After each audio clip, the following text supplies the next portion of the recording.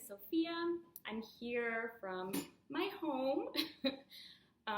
Never did I think that I would be in this situation where I would be teaching in this way. So to the parents, I want to start off by saying thank you so much for trusting me with this video option. The projects that we're going to be doing, that I'm going to be doing some little tutorials for, I want you guys to know that they really have nothing to do with the kind of projects that we do at Artbox. The year-long curriculum for after school, I really put so much thought and energy and planning into those classes, and as you guys know, they have different themes like art around the world, contemporary art, art history. These are a little bit different. They're more, for the predicament that we're in. I know a lot of you can't make it out to go shopping, so I am keeping in mind to try to use some materials that we can find at home, like maybe even in our kitchen, in our garage, things that we have lying around, some things that we can recycle. It's more activities, for when kids are bored at home. I just really want to keep them working and keep their hands active and maybe not just, sitting on the couch all day. This is for when times get rough and for when they have that little, creative bug and that inkling to make something. I'm so devastated to have to close the studio. So I can only imagine what they're going through, not being able to hang out with their friends and not being able to do their daily activities that they love to do. So a lot of you know I'm not the most technologically savvy person. This is not an ideal situation for me, but I am the kind of person that loves to help any way I can. You guys know you can call me, email me, text me anytime. A lot of you have been sending me little pictures and notes of what your kids are doing at home art-wise, which is great. You have no idea how much that just makes my day.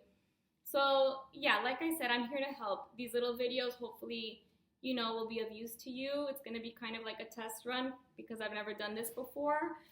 But if you guys like them, just let me know. Maybe give me some updates of things that your kids do at home, if they like these projects, or maybe just some positive or negative feedback would be great. Some constructive criticism.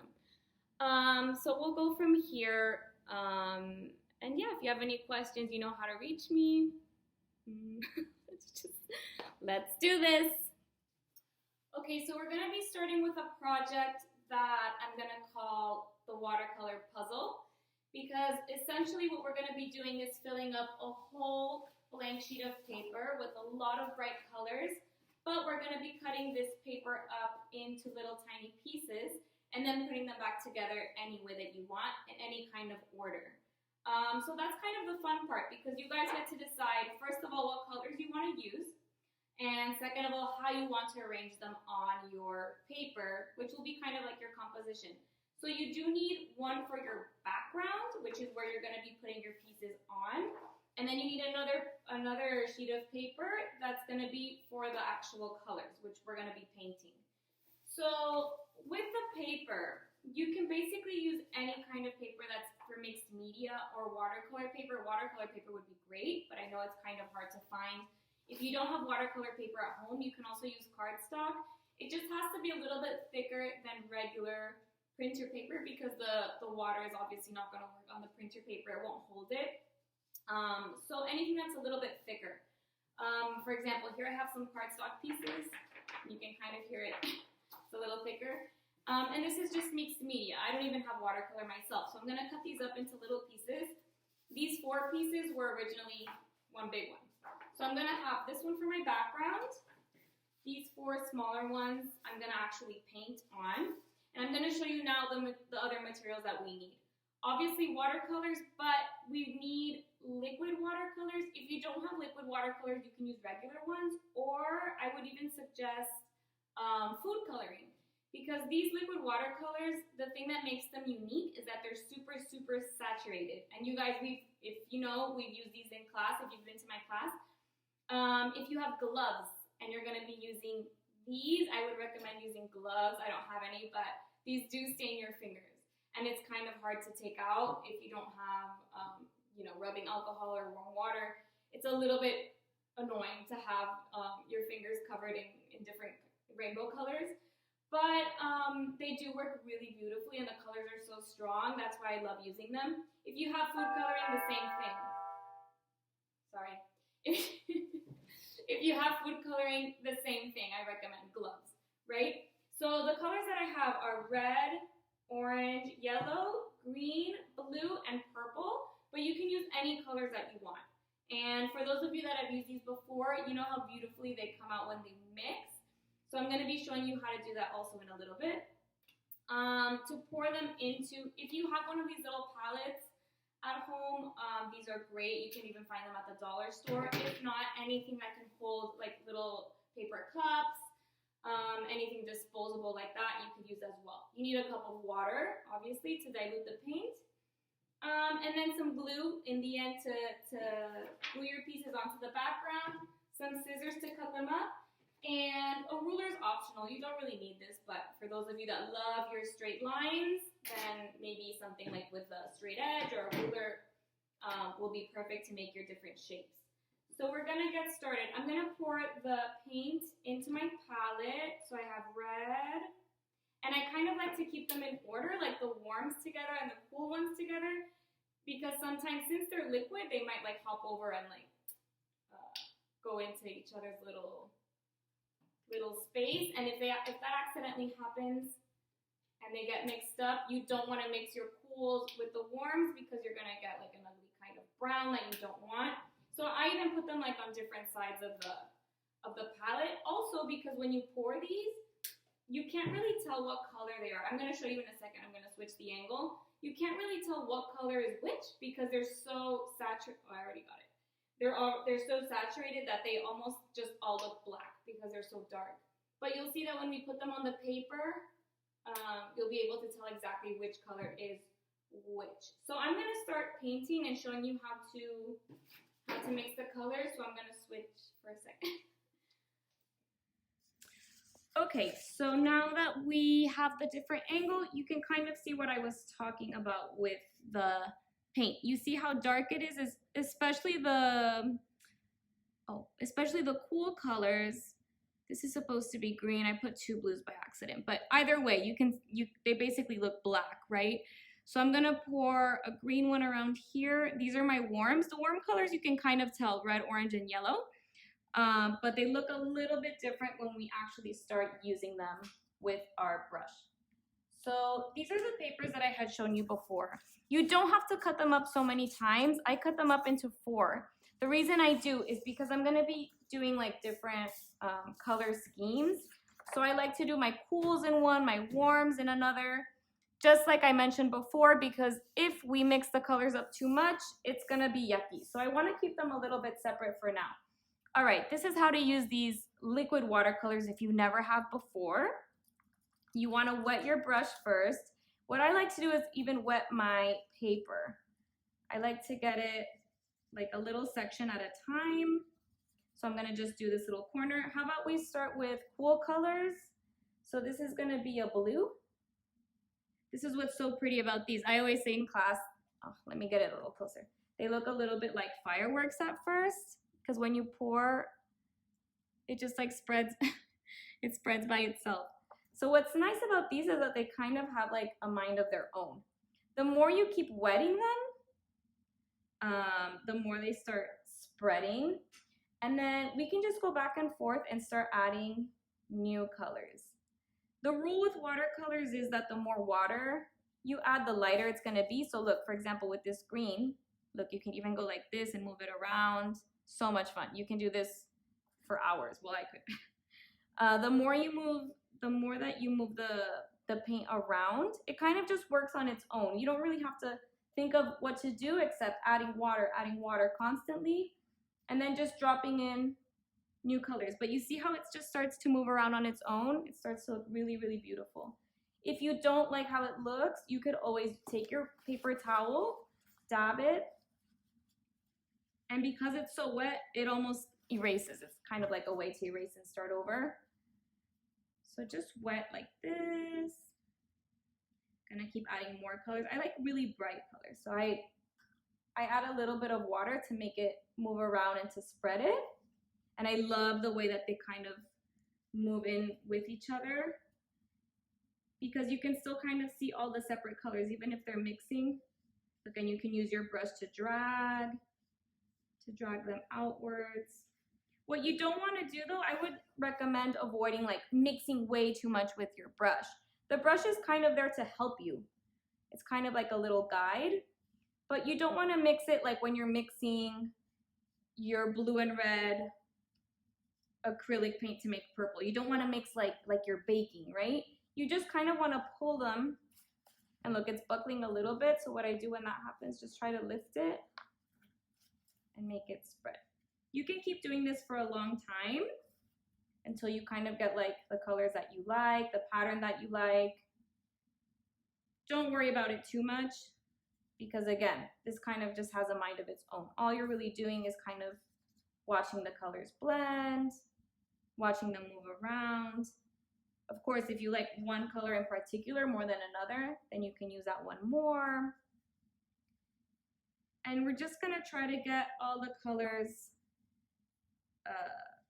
to all the way to the edges of the little paper. Okay, you're gonna see once I fill all this up, I'll move on to another paper, and this time I'm gonna use my cool colors. My warm colors. These are my cool colors. We're gonna let that dry for a little bit, so we're gonna put it to the side. If it starts getting too wet towards the middle and buckling too much, just dab it a little bit and just let it dry. We're gonna move on to this one. Remember, if you need to change your water, you can. Just for the sake of the video, I'm gonna leave it like that, but you can always just rinse it out, get a new cup of water so that your cool colors don't interfere with your new ones. And the same exact thing, you can wet your paper. Let's see what these look like. So it's gonna be kind of the same thing, but with a whole new palette. The red is really beautiful. When you add a lot of water, it kind of turns pinkish. Let's go with a little orange. Oh, the orange is so pretty. So these colors are gonna give it more of like a sunset effect, more of like a grapefruit or like a blood orange. Some yellow. So very different. I know some of you like this palette more, some of you like the cool colors. What's nice about this project is that you get to decide, and you don't have to choose either or. You can do both. And then you're gonna see when we cut them up into little pieces and arrange them, you can either mix them, you can keep them separate. So let's add a lot of water so that these move. And I want a little more yellow. Let me make sure you can see. See, and what's nice about this also, I love these watercolors because there's really no way that you can make a mistake. No matter what you do, everything looks so beautiful. It almost looks like it's giving it like a tie-dye effect. So again, we're gonna let this one dry. I'm just gonna quickly move forward and do these other two. This time, instead of just warm and instead of just cool, I'm just gonna choose a few colors that I like. For example, maybe some red with some purple. I love this combination. Maybe some blue. Okay, so this time we don't really have to stick to any particular order, any particular scheme. Maybe just choose your favorites. After having done the first two, you might realize that you're more partial to a certain kind of color. And then go ahead and just experiment. Just have fun mixing some new ones. Let's add a little more of this. And it's okay to take your time. I'm kind of rushing just to get to the end and show you the next step. But it's okay to take your time. I normally just like to make my puddles like this of water, and little by little just boop, like start dropping in little colors.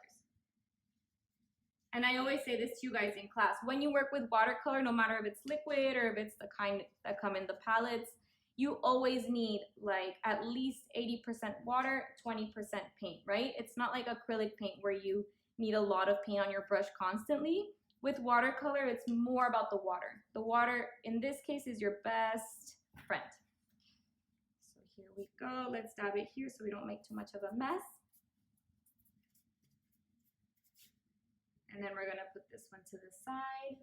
I'll fast forward through this one so that we can skip to the end.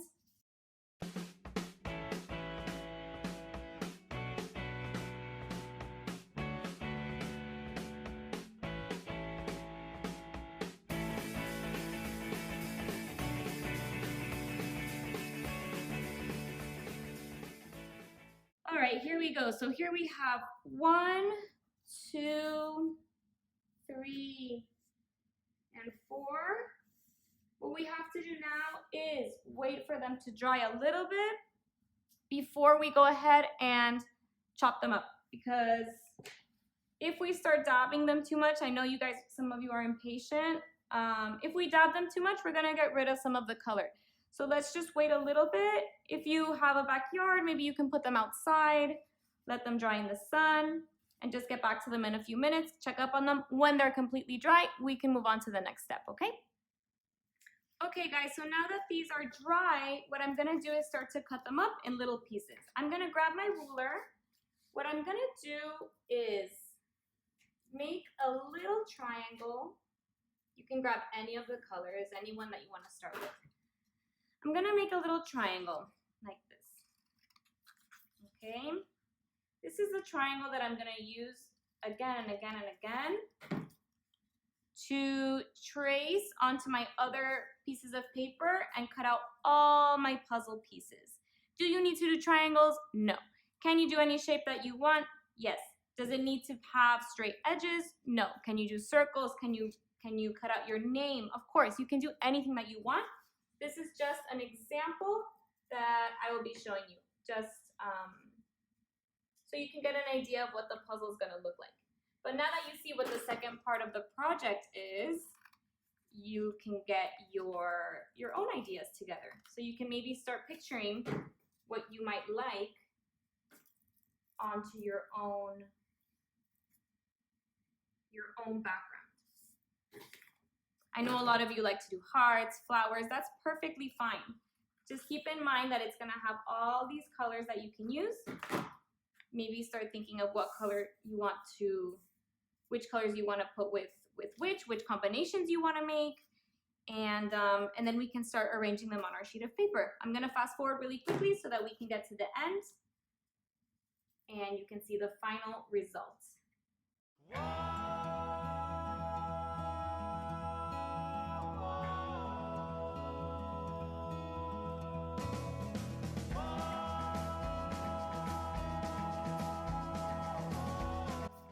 Okay guys, so here I have all my little pieces cut up. I'm ready to do my puzzle. If you noticed all the extras that I didn't want, I was kind of just piling them up. I actually might not even end up using all of these, but we'll see. We just kind of have to play it by ear and start arranging them on the paper and see what works and what does not. Okay, so here we go. We'll move on to the next part.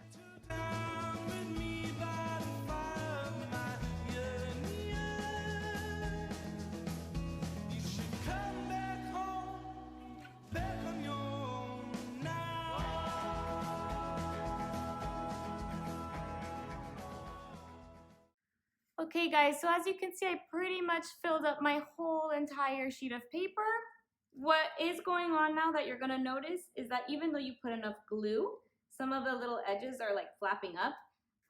What I recommend now is maybe you flip it over this way, and then put a ton of heavy stuff like maybe books or magazines, and just let it dry for like a few, I would leave it for maybe like a good hour.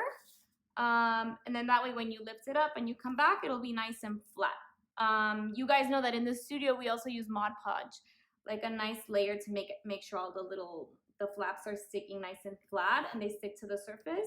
So if you want to use Mod Podge, like a nice thin layer with a big brush, that's also a good option. So I'm gonna go ahead and flip mine over, let it dry, and then I'll bring it back later so we can see the end result. Okay, so this next project, a lot of you have done it with me at Artbox. I know how much you love it. We get to use shaving cream. This one is called marbling with shaving cream. Marbling is a technique where you can, if you think of a marble and you see those little swirls of color, that's basically what we're going to be doing, but on a flat sheet of paper. So to get this technique, this project is super simple. We're going to be using only shaving cream and our liquid watercolors. I didn't even dump them out. I still have the ones that we were using before. We need something to move the paint around in the cream, and it could be anything pointy. So I'm just going to use the back of this brush. It could be the back of a pencil, anything that you don't mind getting dirty, though. You can always just wipe it off. And then we're going to be using a tray where we actually pour the shaving cream in. It doesn't have to necessarily be a tray, but obviously it's something that's going to get dirty. It could be any surface as long as it's not too small, because we are going to be printing onto a sheet of paper. So anything that's the size of the sheet of paper, like this, or a little bit wider. If it's too small, the paper won't be able to fit inside unless you cut it up and then you get a smaller sheet. So I'm going to be using this aluminum tray. The first step is going to be to pour all the shaving cream inside. We're going to be using the colors that we like, just dropping them in a little bit at a time. It's just going to look like little drops of color into the white shaving cream. And then the funnest part is swirling it around with your tool. And then, of course, printing it onto the sheet. At the very, very end, you're going to see that it looks messy, because when we lift it, this is just going to be full of shaving cream, right? But what's funny is that we need another thing for the materials. We need something to scrape this, to scrape the cream off. So when we actually lift it up, it's going to look super messy, full of cream. It's not going to look like a beautiful piece of art at all. But when you use the magic tools to scrape off, this could be anything, a piece of cardboard, something that you're going to throw away. Nothing valuable. Ask your parents before you grab something. When you scrape it off like this, what's underneath is going to be the beautiful marbling technique. So I'm going to show you this with a different angle so you can see exactly what I'm doing step by step, and that way you won't get lost and you can just follow along. Okay guys, here we go. I just sprayed shaving cream all over my floor, by the way, by accident. Okay, so you're going to get your can, a big even layer like this. So fun. Put it to the side. And now comes the part where we choose our colors. So grab your brush. I'm gonna try to use kind of all of them. I like blue first.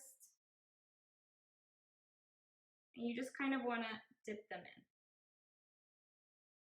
Like splattering like this. Make sure if at home you have a tablecloth, or maybe you wanna do this outside, it could definitely get messy. So just all the colors that you like. Let's get some purple. I know how much a lot of you like to do splatter paint. And here I'm pretty much going to use all the colors. So I'll fast forward through this part so we can get to the funnest part.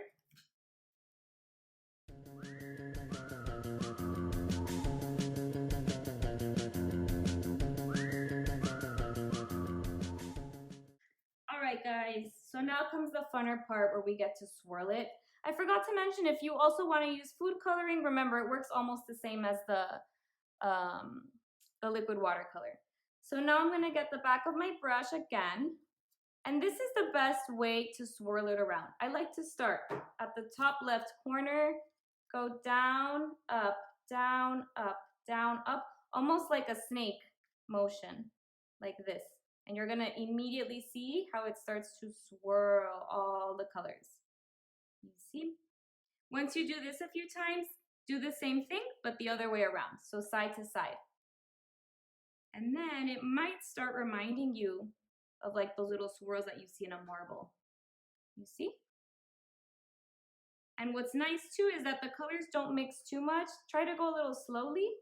Don't go crazy.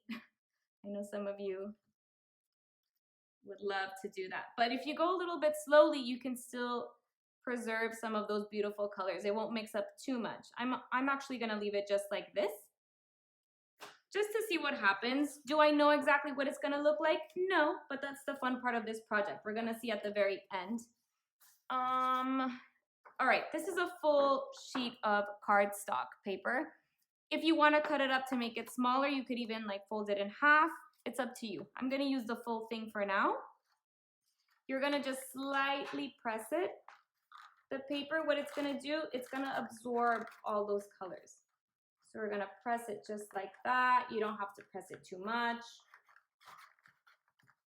Once you're done, give it a few, maybe like 5 or 6 times. You lift it up, just peel it. All right, so this is exactly what I was talking about before, right? Looks like frosting, like cake frosting. So now we're gonna take the little piece of cardboard or whatever tool that you have for scraping. You're gonna grab one side of it really carefully. Oh, and actually this is a good tip. If you have something to catch all the extra foam that we don't need to preserve your table and keep it nice and clean, do that. I'm just gonna use the lid of this tray. You're gonna hold it from one side, go like this, scrape, scrape, scrape, scrape, scrape. Oh, do you see? We're starting to see all those colors underneath. Oh, this is the part where I miss you guys because I know that you'd be going, ooh, ah. All right, so get all that shaving cream off, and there we go. And the nice part about this is that it's practically dry. It's a little bit moist and humid, but if we just put it to the side for a few minutes, you'll find a little bit more shaving cream. If you just put it to the side for a few minutes, it should be dry in no time. You could leave it exactly like this. What I like about this is that you could basically do anything. You can fold it up into a card, you can cut shapes out of it, you can maybe paint your initial onto it. It works great as a background, it works great by itself. So this is why it's one of my favorite projects. It's so beautiful. You can change the colors. You can do it again and again. You can reuse your foam, or you can just pour that out and get a new clean batch of foam. And it's super simple. The cleanup might be a little annoying, but at least it smells good. So yeah, this is project number 2. And there you have it. Okay, so this next project is the découpage project. So découpage comes from the French word découper, which means to cut out. And it originated actually in France in the 17th century because they used to use this technique in order to decorate furniture. It's kind of like a collaging technique where you have a surface and then you layer little pieces of different images, and then you finally add a finished layer of something like varnish, but in our case we're going to use our best friend Mod Podge, which we use for tons of projects in Artbox.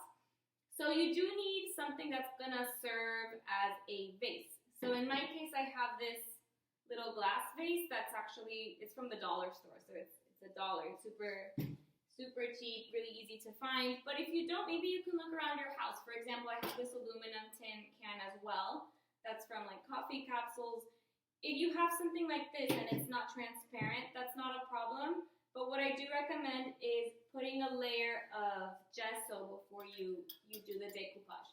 Just because you don't want any of the logos to show, any of the text. So just to start with a clean, blank surface, I always do this. If you don't have gesso, gesso is what I use to prime my canvases. If you don't have gesso, regular acrylic white paint will work as well. It just depends on the brand of the paint, how thick it is. So in this case, I'm going to use my gesso. I have a big brush, and you're just going to start adding a thin layer. This doesn't even take long to dry, which is great. Remember, when we talk about our brush strokes in class, we always talk about moving in the same direction. If you start going crazy in all zigzag directions, that's exactly what it's going to look like on your surface. So if you kind of keep it as clean as you can, everything in the same direction, can't go wrong. So up and down in this case, you're going to do the whole entire thing, let it dry, and then we can move on to the next step. I'm going to let this dry for a second. I'm going to show you really quickly how to do the découpage onto the glass, and then I'll show you both examples, how they come out with glass and then with this aluminum with the gesso, just so you can see the difference. But this project is very, very easy as well. All you really need are napkins. So in this case, I have some nice napkins with a pattern on them. They have little flowers. But even if you have a blank, like paper white or blank napkins that don't have patterns on them, you could always use your watercolors to decorate them. You could always do the decoupage at the very, very end, go over them and make little patterns with your markers or things that you have at home. So don't stress if you don't have something pretty like flowers or hearts or whatever. If you have regular plain old napkins at home, that's no problem. They will work perfectly fine. What I'm gonna do is, if you can, there's a way to peel like this, your napkins. There's like a backing, a white backing. If you can peel that off, we're gonna be using this colored part. Okay, if you can't, sometimes it's hard to do. If you can't, it's totally fine, not a problem. You can just do it with the backing on. So I'm gonna show you close up exactly how to do this, but it's really a piece of cake. We rip it up. I like to rip it rather than use scissors, because I find napkins are kind of hard to cut with scissors anyway, and it's so much funner to just rip them into little pieces. You don't want your pieces to be too big like this, maybe a little smaller, kind of like our puzzle pieces. Like this, one at a time. But again, the size doesn't matter. It doesn't matter if they're all exactly the same, if some are bigger, some are smaller, because in the end, we're just gonna layer them one on top of the other. So we're gonna add a little thin layer of Mod Podge onto the surface of your vase. I would not, a lot of you do this, I would not cover the whole entire thing with glue. Why? Number one, you're probably gonna get really sticky and it's gonna be hard to hold. And number two, it's gonna dry up by the time you get to every little section. So what I would do is do a little section at a time, cover it with your paper, move on to the next section, little by little. Once everything is covered, or as you go, you can start putting a thin layer on top as well. And I know a lot of you don't like to do this because the Mod Podge, once you apply it on top, comes out white a little bit. Like you can see the white of the glue. But you know that when it dries, it's going to be transparent and it's going to make sure all your pieces are nice and flat. So I'm going to show you how to do this with a close-up. And then you can get started on your own. Okie doke, here we go. So here's our vase, right? And like I said before, cup of Mod Podge. You dip in your brush. The brush doesn't have to necessarily be this big. It can be a smaller one. If you have a larger one, you just might go a little quicker. So like I said, a really small section, just like that. Go nice and slow because sometimes the paper will stick to your hands. When you do your layer on top, it might crumple. So just be patient, little by little, just like this. Another little section.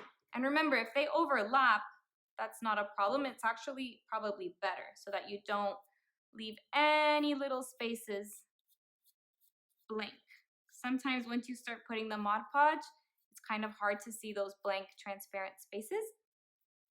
So just like this, one on top of the other.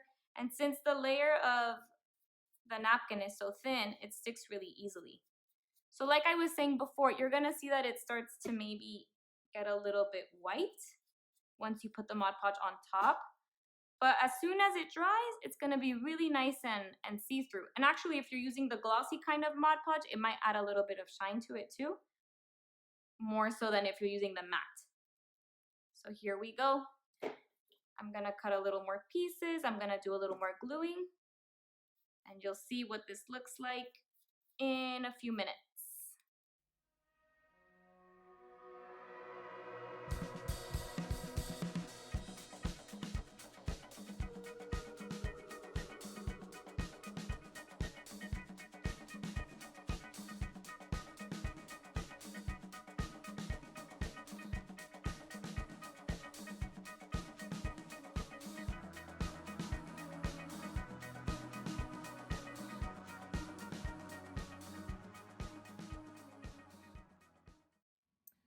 Okay, so for the next project, we're gonna be making a wind chime.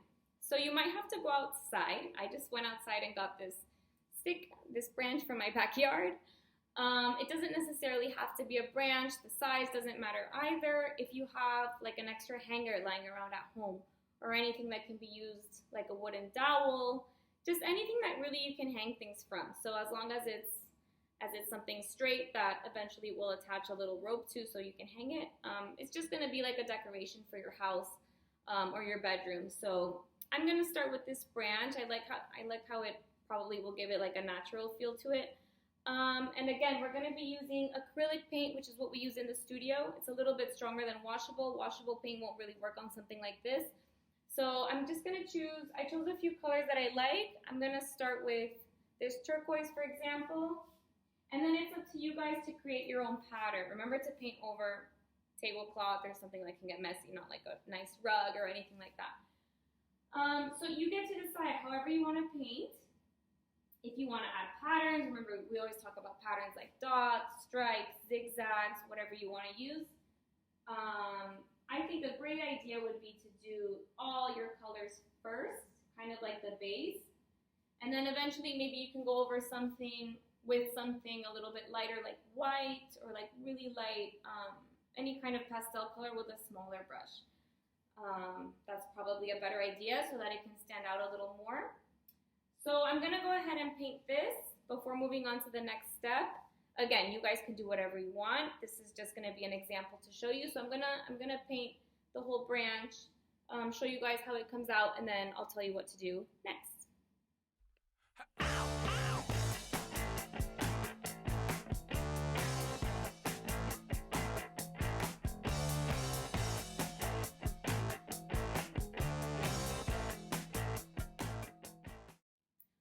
Okay, so here's my finished branch. I used all the colors I wanted to use. I added a little more designs with a smaller brush.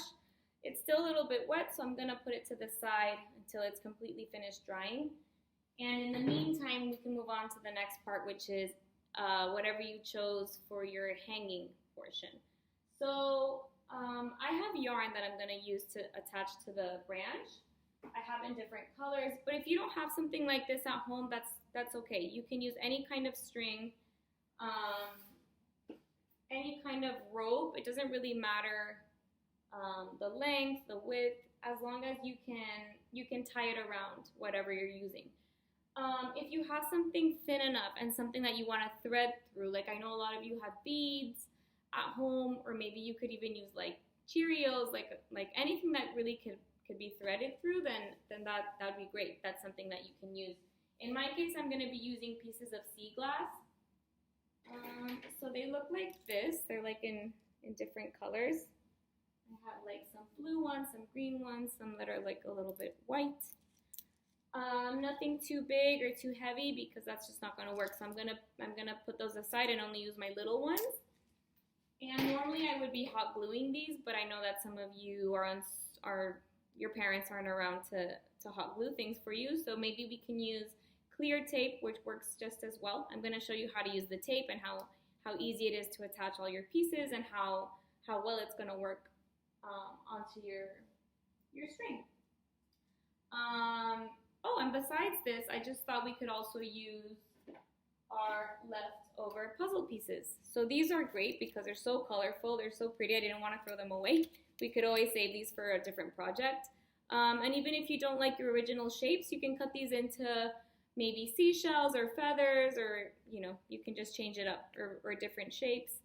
So this would also be a great option. I'm gonna do this just to see how it looks, and then maybe you guys can do the same if you decide that you like it. So I'll show you that right now.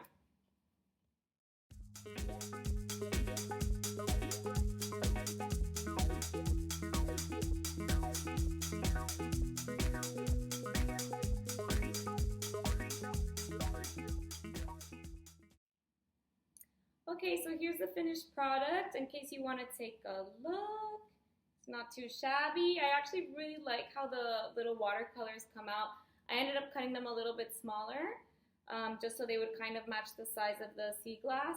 The tape is kind of funky. It sticks out a little bit sometimes. The more you can wrap it around and make sure it's not too visible, I guess the better. But in this case, it's all I have to work with, and I don't have the best tape either, so I'm sure you can find a smaller one. Mine was like that big clear duct tape. But I actually really like it. I think it's perfect to hang and just for decoration. You can put it in your room, you can put it outside as an actual wind chime. So yeah, hopefully you guys make some really nice ones. Okay, so we're nearing the end of these projects. Our last and final project is going to be tie-dye. So we're going to use any kind of white fabric. I have this white t-shirt. It doesn't necessarily have to be a t-shirt. It could be maybe some old sheets, maybe, I don't know, like an old cloth napkin that you don't need. Ask your parents before you grab anything, but preferably fabric. If you have absolutely no fabric at all, you can give this a go on a sheet of paper as long as it's not printer paper and it's a little bit thicker. So I'm gonna go ahead and show you some different techniques on this t-shirt. All you need is rubbing alcohol, like the kind that you use on cuts and scrapes, like from the pharmacy, and different colored Sharpies. So I'm gonna show you some different ways to do this up close so you can get an idea, and we can get started. Okay guys, the first technique I'm going to show you is an actual tie-dye technique, meaning we're actually going to tie the fabric with some rubber bands. I have tons of rubber bands that I save at home, so I'm going to use some of these. For those of you that have done tie-dye before, I know that there's so many different ways to do this. A lot of you like to do the spiraling, which is where you grab the middle and you just start turning it like this, and then you can tie it, which is a great way to do it. When you unfold it and you spread out the shirt, what's going to happen is you're going to have a big spiral. Or you can do the way I'm about to show you, which is just pinching little sections like this. You tie the center.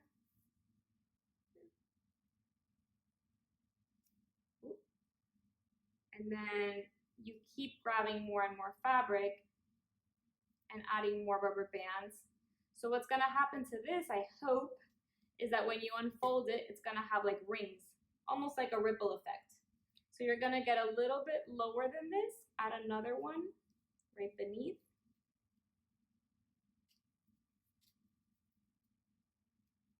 And then a couple more.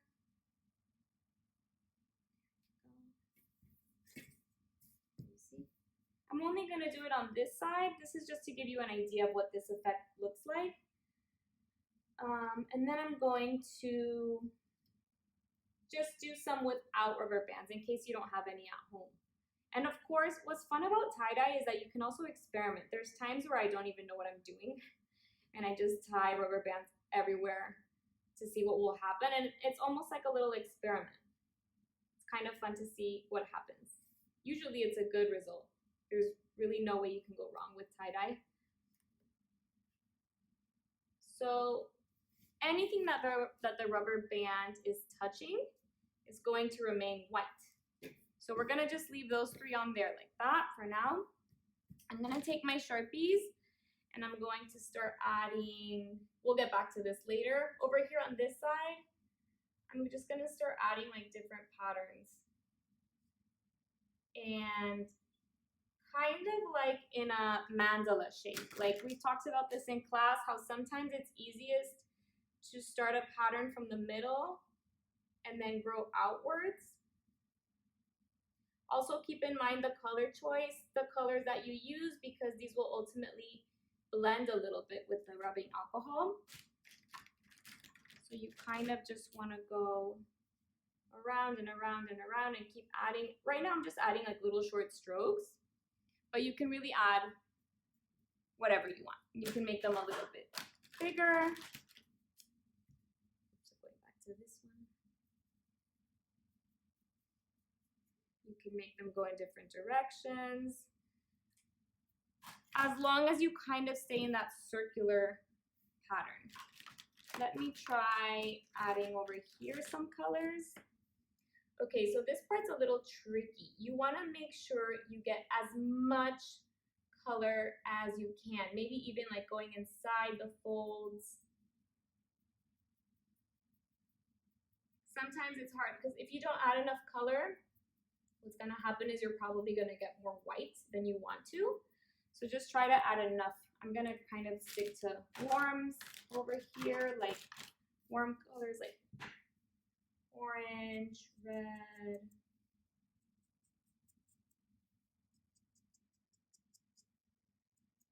Like this. So try to get in there without moving the rubber bands. Actually, we're gonna switch it up. Let's switch to one of these blues. And you see how this part down here, since it's a little bit bigger, there's more folds. So I'm gonna try to get into those folds as much as I can.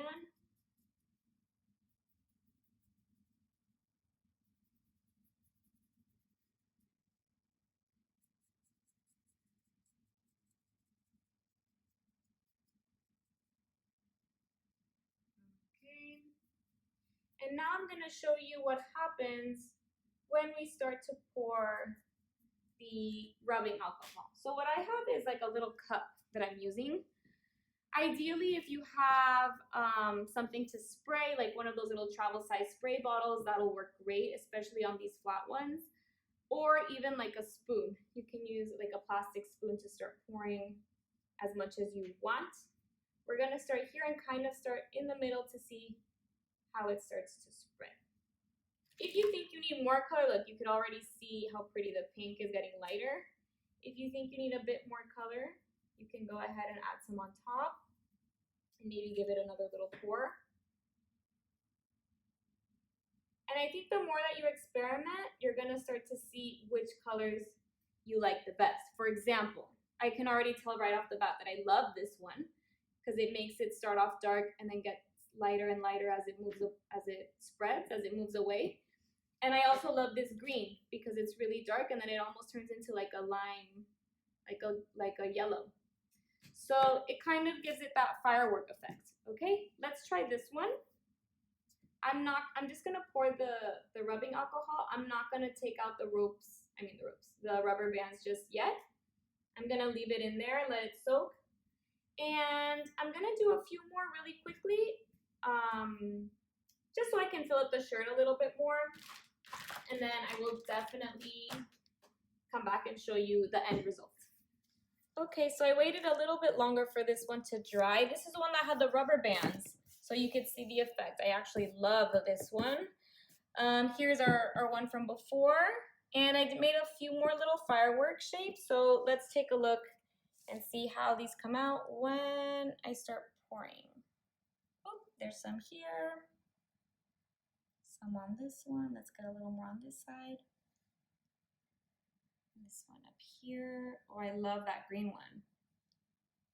So as you can see, all of these together work fabulously. I love all the colors. I love this lime green. I love the pink. And actually, you can see the results right away, but you could even leave it for a few more minutes and it continues to blend. Like if you see this one, you can tell that we left this one a while ago. It goes actually all the way to the rim, the colors. So depending on how big you want them to spread, you can pour a little more, a little less. And I actually love my new t-shirt. So there you have it. Hi, okay, so one last thing, I can't believe I forgot. Happy St. Patrick's Day. I'm gonna show you the last bonus project just for today for the holiday. This one is super, super simple. It's printing like a stamp. If you have a green pepper at home or any color pepper, if you chop it up, it almost looks like a little 4-leaf clover. So if you have paint, it could be washable, it can be acrylic. In this case, even if you have printer paper, I think it'll work fine. We're not using any water. So we're just gonna kind of use it. Let me spread out the paint. I poured my paint onto a plate. If you can spread it out as much as possible, maybe like with a little brush. I'm gonna do light green on one side, dark green on the other side, and then that way you get the option. You can do either or both. You can kind of mix. I'm gonna do a mix first, just to show you. Aww. When you lift it up, you could even see all the paint that's on there that's gonna come out when you print. So you're gonna press it nice and firm on the paper. There you go. Did you see how easy? And you can do this with a pepper, you can do this with apples, almost with any fruit. I've done it with potatoes. Potatoes you can even carve. You can carve out different shapes to make your actual stamp. You just need adult supervision. You need a help of a parent if you're gonna be using a knife to carve. But this is super simple. If you ask your parents to just cut this in half for you and give you some paint, you can get some dark green ones if you like only dark green, or or vice versa with the light green. I do this a lot with my mommy and me projects with little toddlers. Anybody can do this, but I mean, even people our age, even adults, kids, you can make the prettiest little stamps, even for like fabric. Like if you use fabric paint, I've done this for cushions, for all kinds of stuff. This works great. So if you want to make like a little card, if you want to make a drawing, you could always even add little stems to these guys and just make a little design. It doesn't even have to be green. This is just for St. Patrick's, but you can change the color. Again, change the vegetable, the fruit. Super easy thing and fun to do at home. Okay, bye guys.